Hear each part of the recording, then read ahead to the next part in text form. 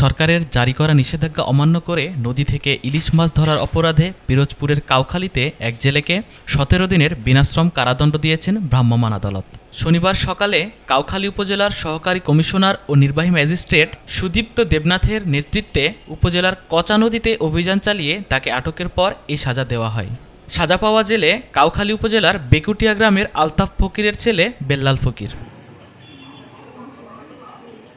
কাউখালী উপজেলার সহকারী কমিশনার ও নির্বাহী ম্যাজিস্ট্রেট সুদীপ্ত দেবনাথ বলেন, নিষেধাজ্ঞা অমান্য করে ইলিশ ধরার অপরাধে এক জেলেকে ১৭ দিনের কারাদণ্ড দেওয়া হয়েছে। এ ধরনের অভিযান অব্যাহত থাকবে বলেও জানান তিনি। মা ইলিশ সংরক্ষণে চলতি বছরের ২২ অক্টোবর পর্যন্ত সারা দেশে ইলিশ ধরা, বিক্রি, পরিবহন ও মজুতে নিষেধাজ্ঞা জারি করেছে সরকার।